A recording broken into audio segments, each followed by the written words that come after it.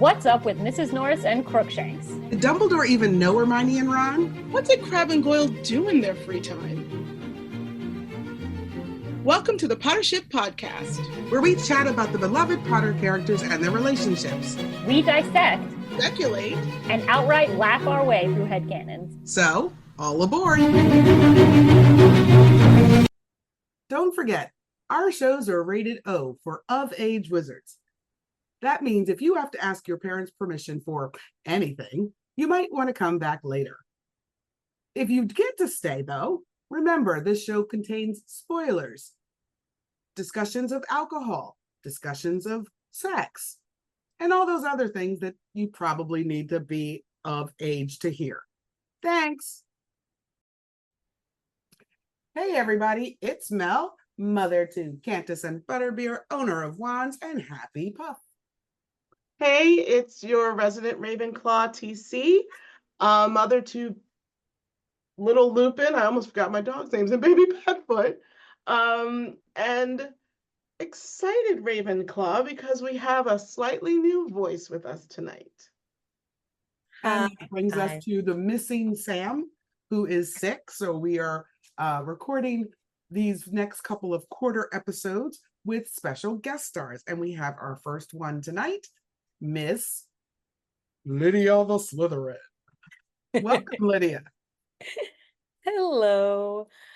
Yeah, I'm Lydia, and I am a Slytherin, despite what some people want to say. Such a puff.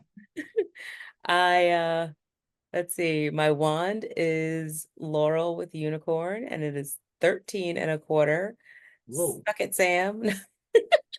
I was going to say, Sam's wand is being blown out of the water by every guest we have. Go ahead.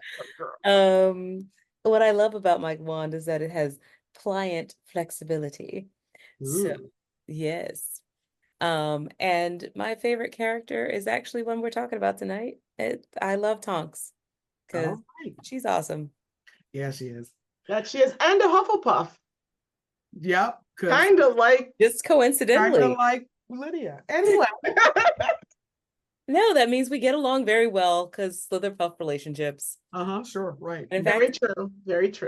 When I told my classroom, because I am a teacher, I told them that I'm a Slytherin, and one of my students said, I'm a Hufflepuff," and I was like, "Slitherpuff," and she was like, "Yes," and we did the thing that you guys do all the time. And it's not a visual medium, so right. we fist bumped. Well, as Sam is 100% the puff. I will admit to my Slither puffedness. It's all yes, you must. But you're more Hufferin. I'm just saying. Every day she's Hufferin. So I have a co-host question, and I'm very excited to ask this question because, again, I'm a teacher, you're a teacher, we're a teacher too. Anyway, since school is starting back up here in the States, I thought we would do a school topic. And that is the favorite subjects of 3 specific people. Now, who are those 3 people? Arthur Weasley, Xenophilius Lovegood, and Andromeda Tonks. What were their favorite subjects at Hogwarts? I figured I'd throw these are Hogwarts subjects, not Muggle subjects. Okay. Correct. Okay. And I don't have an answer. I just thought these 3 people were not the norm, so they would be a little more difficult to think about. But let's start with Arthur. And what would be his favorite subject in school? And that one I thought was easy. And why? Ooh, okay. I will give it a shot. I feel like the easy answer is Muggle studies. That's what I said. But this is going to sound weird. I think he might have also been really good at transfiguration, because I think he might not have been able to get his hands on Muggle stuff as often, and he could transfigure things into Muggle things. So I feel like he might have really enjoyed transfiguration. Okay. I'd actually picked charms, because what he does at the ministry is on Muggle items, figure out what charms have been put on them. So he would, I think charms is like where he excelled and he probably enjoyed it, but he got to add it with his hobby of muggle stuff. So I said charms. I like it. I like it. And I went with obviously Muggle studies, but also like history of magic because like the two, I think part of his fascination is where we differ, like, and why we differ. And yeah. I can Okay, see I that. like it. I like I it. like that. Now I don't have an answer yet for Xenophilius. I part of me wants to say herbology because he does grow dirigible, however you say it, plums. But I don't know if that's because they were already on the land. That could have been her mother's stuff and he just cares for it. So I don't have an answer. I'm thinking. I know what I think for Xenophilius. Lydia, do you have one yet, or? I'm trying to think of something that has to do with journalism. Well, I actually went with what's it called? Divination. I feel like he would like the unpredictable, the more woo-woo feel of divination, the less tangible, being able to see beyond the ordinary and the everyday of what you can see. I like it, and I think I have mine. Okay. Do you have Go yours for it. before I say it? What'd you say? I'm going to say potions because that's where he met his wife. And that's a thing they could bond over. And that's how he like could get in there, get her talking, because they could talk about potions class. Because we know she was a potioneer. Right. And I think that became his favorite subject because that's where she was. Okay, that's so cute. I think I'm gonna go with like runes. What is Oh, that? Ooh, ancient runes. Yeah, because as a journalist, he likes history, but he's not like history and magic would be too like boring. mhm. But, like ancient runes, it kind of goes into the divination thing. Like, yeah, I think. Okay, I didn't even think of that subject. That's a great one. I love I it. like that one. All right, here's the fun one. Andromeda. Mm. I immediately went with the astronomy. Really? Okay. Oh. Yeah, I think she probably, because the family names all came from star systems, I think at a very young age, she kind of got fascinated by that and looking at the stars and trying to guess where theirs are and all of that. And even feeling estranged from her family, it kind of still connected her in a small way. So it was just sort of her secret favorite class. Okay, I like that. That's not where I went, but okay. I'm actually gonna go with because she was the black sheep. I'm gonna go with Defense Against the Dark Arts. Ooh, like it. And I can totally get behind that. Yes. Like it was her favorite, not that she wants to be a dark artist or that she wants to defend it, but I can see it totally being like her passion, fun thing. Yeah. Now unlike Arthur, where I went with charms, I went with Muggle studies because Mm, that gave her some of the understanding. So when she fell for Ted, they did have things they could talk about. interesting.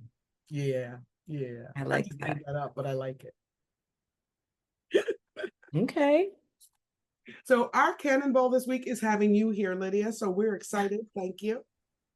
Yay, I'm You have excited to be here. yay.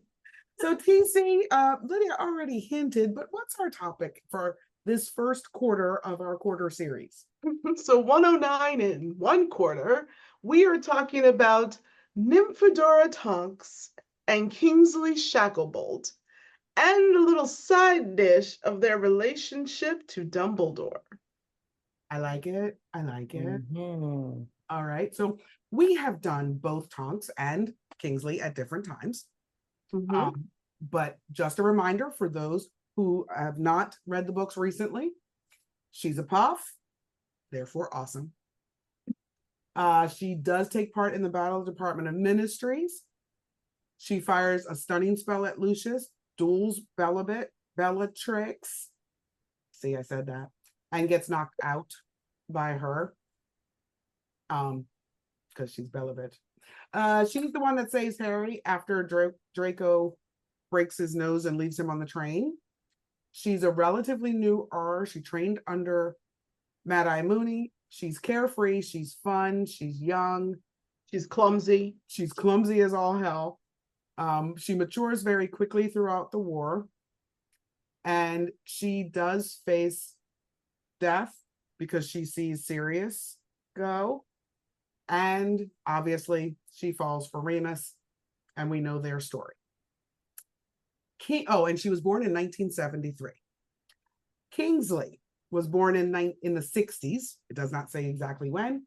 He is part of the Sacred 28, whether they acknowledge that as a family or not. He was originally. He married right out of school to his childhood sweetheart. He's an exceptional duelist. His Patronus is a lynx, which I personally think is awesome. Mm-hmm. He's ultimately a free thinker, works for the ministry, but is able to see their imperfections, which is why and how he befriends Remus and Sirius, and ultimately hides Sirius's whereabouts. For those who don't remember, he is the one in the chamber with Dumbledore who modified Marietta's memory so that she wouldn't betray Dumbledore's army.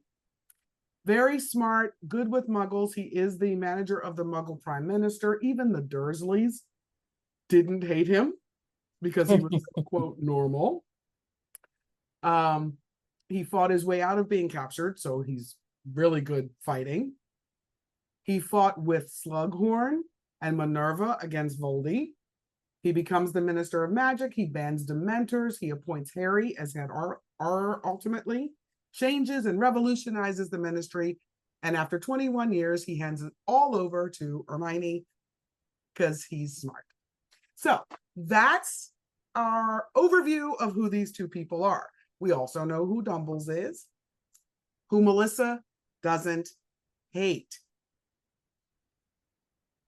You okay, Mel? No, Okay. I do not hate Dumbledore. I just have to say it because people don't believe me. So, having said all of that, what are your thoughts on Tonks and Kingsley's possible connections and relationship? And then we'll get into Dumbledore. Well, it seems that like they were actually pretty good friends. I mean, they were both Aurors. They were both the newest members of the Order, the Second Order. I think that both of them being kind of outsiders. Mm-hmm. You know, one is a metamorph magus. You know, she's also a half-blood. He's pure blood, but you know, I don't know, being black, it's a thing. So I think that they both kind of had that connection there, just as like slight outsiders. Mm-hmm. And I don't, do we know his date of birth? I think he's I'm older. sure it's written. If we go into Pottermore, we could probably find it, right? But the general is in the 60s. In the 60s. Yeah. Yeah. And he's a little older than she is. And we know that she kind of like looks up to older people. Like she's totally Gen X. Mm-hmm. But she also has a thing where she, you know, sees older men as mentors and sometimes lovers, you know. So yeah, I just think that I think that they probably got along pretty well. And especially since you know, her tutelage was under Mad Eye. I think Mad Eye and Kingsley are both cut from the same font. Like they're the Mm-hmm. same font. Yeah, I think Tonks has a definite thing for older, powerful, good guys. Mm-hmm. I mean, that's a given. I can't decide in my head if I think there was ever a time where she had maybe a crush on him. Because when she goes to work for the ministry, he's already quite up there in the ranks. You know, he would have definitely been part of her education and learning as an aura. And I'm not saying like strong, I wish I love him and he doesn't love me type of crush, but that I could do him type of crush.